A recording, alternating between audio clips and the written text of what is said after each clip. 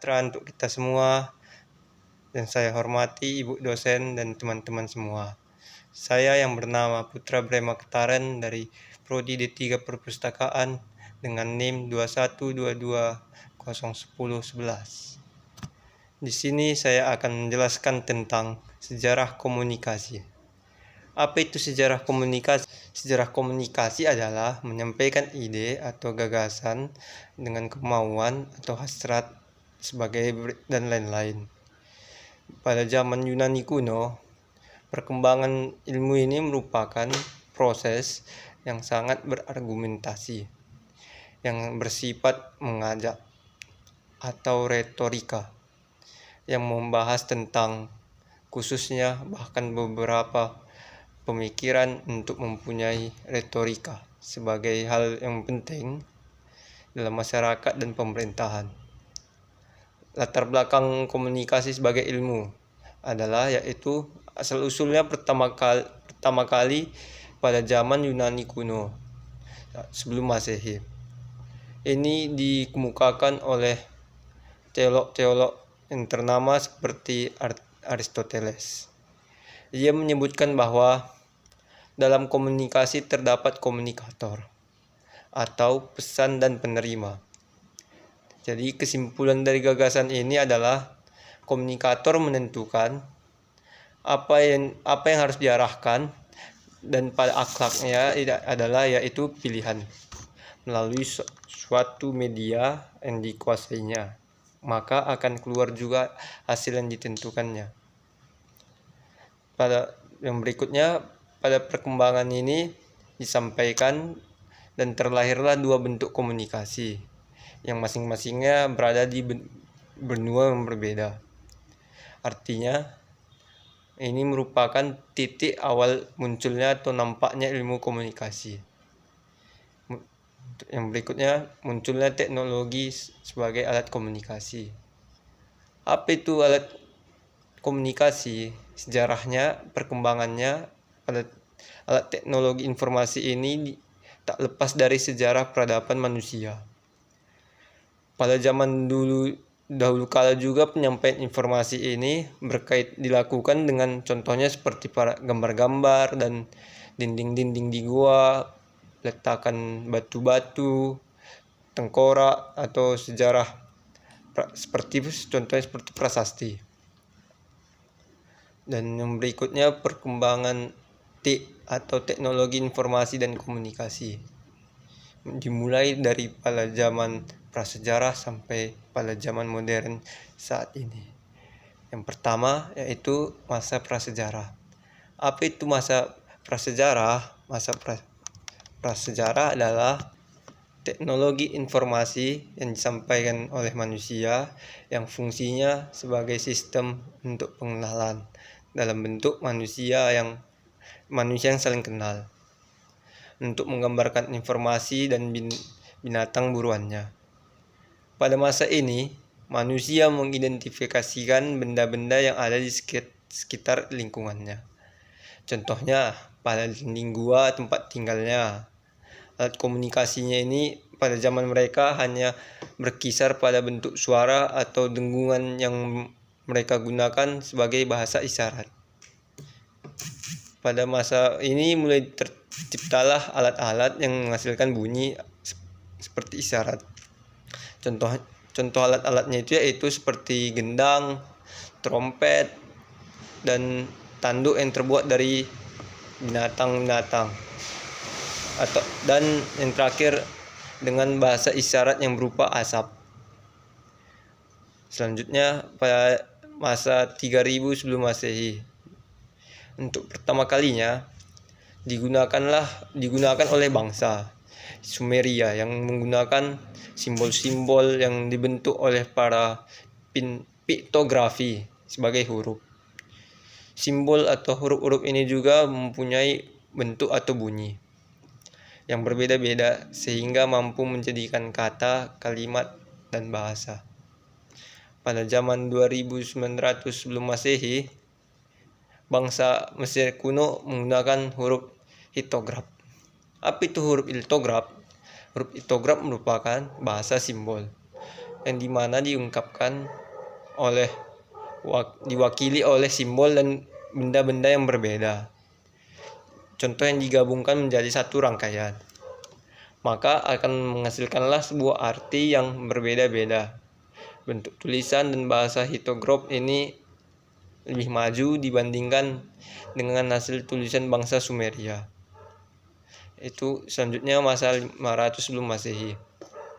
Pada masa ini, manusia sudah mengenal apa itu cara membuat serat dari pohon papyrus yang tumbuh di sekitaran sungai. Serat pohon papyrus ini digunakan untuk sebagai bahan kertas yang terbuat secara dengan kuat dan fleksibel. Digunakan untuk menulis dan sebagai media menyampaikan informasi. Atau bisa juga dengan menggunakan lempengan tanah liat dan lalu dibentuk dan digunakan sebagai media informasi. Selanjutnya pada abad 105 sebelum Masehi. Pada masa ini, bangsa Cina berhasil menemukan kertas. Dan bangsa ini ditemukan oleh bangsa Cina. Masa ini dikenal sebagai masa yang sekarang. Dan kertas yang dulu terbuat dari serat bambu, yang kemungkinan sistem pencetakannya dilakukan menggunakan blok kayu yang ditoreh dan dilumuri tinta, atau yang kita kenal sekarang sebagai sistem cap. Yang selanjutnya pada masa modern 1400 Masehi dan sampai sekarang pada saat ini. Pada tahun 1455 Masehi, untuk pertama kalinya ada teolog yang terkenal yaitu Johann Gutenberg yang mengembangkan mesin cetak yang menggunakan plat huruf yang terbuat dari besi dan diganti menjadi bingkai yang terbuat dari kayu. Selanjutnya pada tahun 1830 ada juga teolog yang bernama Augusta Lady Byron menulis program komputer untuk pertama kalinya di dunia. Ia bekerja sama dengan Charles Babbage menggunakan mesin analektrikal yang didesain sehingga dapat memasukkan data, mengolah data, mengeluarkan bentuk keluaran sebuah kertas. Selanjutnya pada tahun 1837 Masehi. Di sini sudah ditemukannya telegraf dan penemunya yaitu Samuel Morse. Siapakah Samuel Morse? Samuel Morse itu mengembangkan telegram dalam bahasa kode Morse bersama rekannya yaitu Sir William Cook dan Sir Charles Wheatstone. Mereka menggunakan kode-kode ini yaitu sangat sederhana yang mewakili pesan-pesan yang dikirimkan kepada yang pengguna pulsa listrik pada saat itu atau kabel tunggal dengan jarak 32 meter. Selanjutnya pada tahun 1877 pada tahun ini ada teolog terkenal yang bernama Alexander Graham Bell. Dia menciptakan dan mengembangkan telepon yang digunakan pertama sekalinya secara umum. Pada tahun 1879, sistem telepon ini menggunakan nomor yang menggantinya sistem pemanggilan nama dan mencegah operator yang tidak mengenal semua pelanggan. Dengan sistem penomoran telepon yang digunakan, yaitu dengan menggunakan sistem huruf dan angka, di mana nomor telepon menggunakan sistem 2 huruf dan 5 digit angka. Selanjutnya pada tahun 1889. Pada tahun ini ada juga teolog terkenal yang bernama Hermann Hollerith yang menerapkan sistem prinsip kartu perforasi yang merupakan penghitungan. Tugasnya yaitu menemukan cara dalam melakukan perhitungan sebagai bahan Biro Sensus Amerika Serikat pada saat itu, yang digunakan oleh sensus yang dilakukan pada tahun 1880. Hollerith menggunakan kartu perforasi untuk memasukkan data sensus oleh alat yang secara mekanik. dan sebuah kartu yang disimpan hingga 80 variabel. Selain itu, keuntungan dalam bidang kecepatan, kartu tersebut berfungsi sebagai media penyimpanan data. Tingkat kesalahan perhitungan juga dapat ditekan secara drastis, sangat drastis. Yang berikutnya, pada tahun 1931. Pada tahun tersebut dikemukakan oleh Vannevar Bush yang merupakan sebuah kalkulator untuk menyelesaikan persamaan diferensial. Mesin ini diselesaikan dengan secara kompleks dan yang dianggap sangat rumit oleh kalangan para pelajar dan mahasiswa pada saat itu. Mesin ini sangat besar dan berat karena ratusan gerigi dan propos yang tumbuh dalam perhitungan angka tersebut.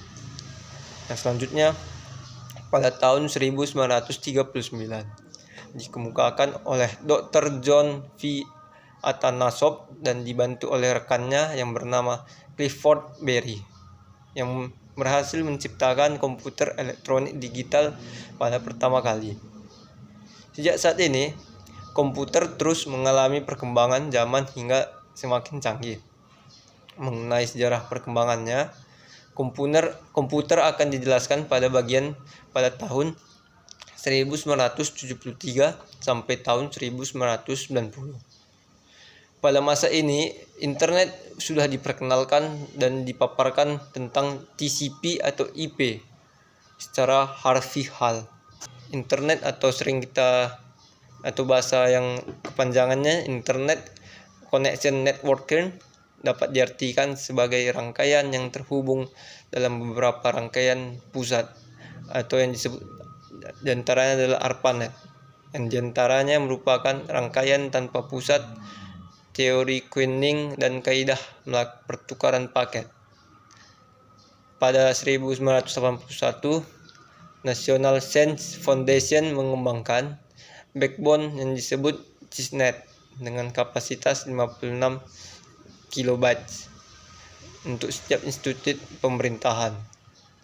Pada tanggal 1 Januari 1983, ARPANET juga menukar sebuah protokol rangkaian pusatnya, mulai dari NCP ke TCP, dan merupakan awal dari internet yang kita kenal sekarang. Kemudian pada tahun 1986